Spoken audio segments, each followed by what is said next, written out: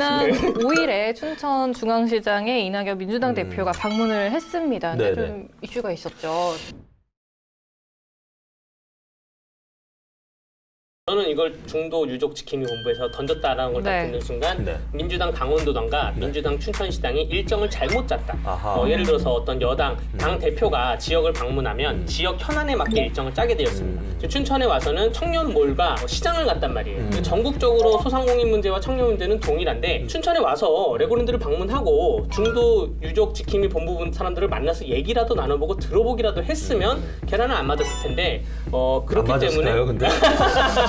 그렇기 때문에 계란을 세게 3번씩이나 날라간 게 아닌가 이렇게 생각이 들었습니다. 예, 어떻게 보셨어요? 예. 저 이제 대체는 잘했다는 생각이 많이 들어요. 그리고 이제 이낙연 대표가 페이스북에 이제 이분들 처벌 원하지 않는다 해가지고 그냥 그 선에서 좀 정리가 된 것 같아요. 그리고 정치인들을 향한 뭐라 그럴까요? 그 소리? 이거는 이제 다양한 표출의 방법이 그렇죠. 좀 다양한데 이제 아쉽게 이제 계란까지 나와가지고 그래도 좀 안타까운 부분이 있는데요.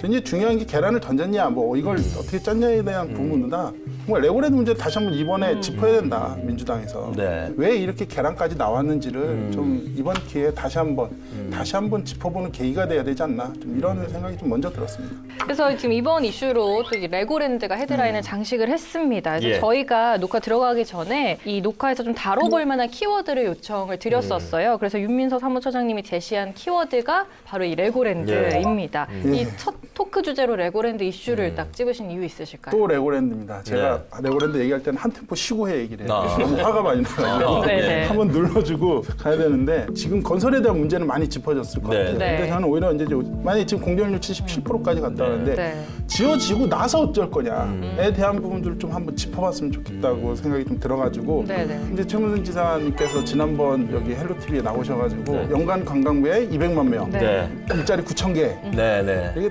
딱 장담을 하셨어요.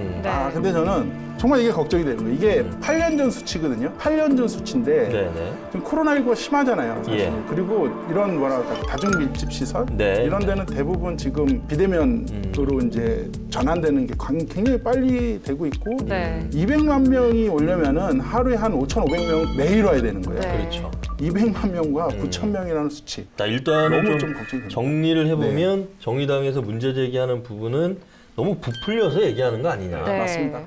이 레고랜드가 마치 뭐 저 황금알을 낳는 거위처럼 생각하는데 수치 자체도 좀 부풀려졌고 혹시 강대규 변호사께서는 레고랜드 이거 뭐 경제 효과에 대해서 아니 그 정의당에서 지적하는 부분 그 경제 효과에 대해서 8년 전 수치와 똑같은 수치를 제시하는 것은 아니지 않냐, 연구가 부족하지 않냐 이런 입장에서 이름 수긍이 가고요. 근데 또 강원도의 입장을 또 제가 비껴 생각을 해보면 우리가 가령 레고랜드뿐만 아니라 어떠한 뭐 카페나 맛집이 생겨도 이 경제적 효과나 수치를 도표로 쉽게 책정하기가 굉장히 힘듭니다. 경제적 유발 효과는 전문가들이 달려들어도 굉장히 힘들고 가뜩이나 코로나19 상황인데 또 백신이 개발됐고 이러한 다양한 변수가 많아서 힘들고 물론 지금 아시아 최초 타이틀이 지금 없어졌어요. 없어지고 전국 최초인데 전국 최초로 생기면 한 번씩은 오지 않을까. 그때 우리가 잘하면 2번 또 오지 않을까 이렇게 생각을 합니다. 이제 기본적으로는 레고랜드 건설에 대해서 정의당은 애초부터 잘못 끼워진 단추였다. 맞습니다. 국민의힘이나 지금 민주당 입장에서는 레고랜드를 어떻게 잘 만들어서 우리 지역에 기여할 것인가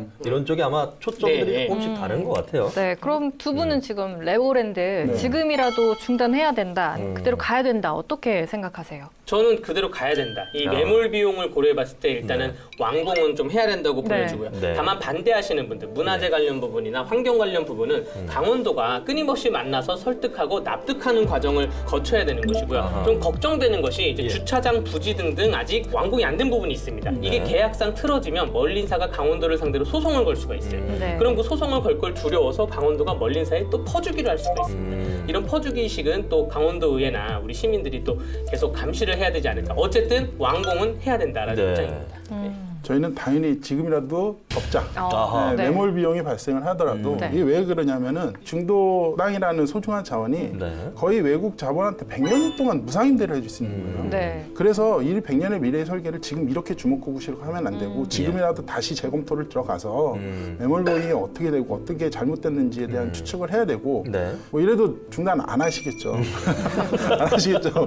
그렇게 중단하라고 얘기를 합니다. 안 하니까. 그러려면은 지금 변화된 상황이 있지 않습니까? 네. 코로나 상황도 발생했고 그러면은 멀린사에다 오히려 이런 불공정한 것들은 다시 재계약하자 이런 요구라도 좀 했으면 좋겠어요. 그리고 테마파크 운영사인 그 레고랜드 코리아에서는 네. 한 고용유가를 한 1,600명 정도 얘기하고 있고 네네. 정규직은 200명밖에 안 돼요. 네. 지사님께서 나는 솔직히 그냥 예. 200명이다 정규직은 예. 앞으로 더 어떻게 하겠다 이렇게 돼야 되는데 그냥 딱 9,000명 이렇게 얘기하는 거는 야 이건 좀 너무 나가신 것 같다는 생각이 들어요. 그렇죠. 그래서 지금이라도 중단하자.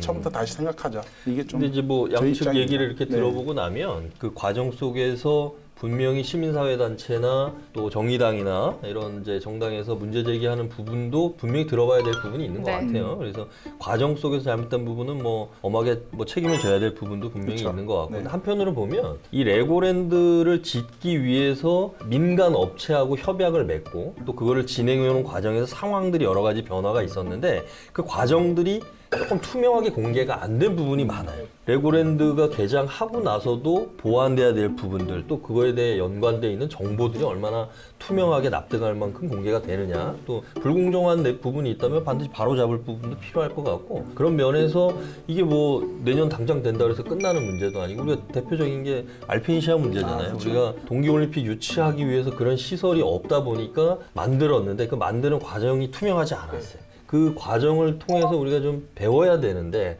배우지 못한 부분이 있을까 봐 이 레고랜드도 그렇게 좀 해결해 가는 방향으로 가지 않을까 네. 이렇게 좀 기대를 해보겠습니다.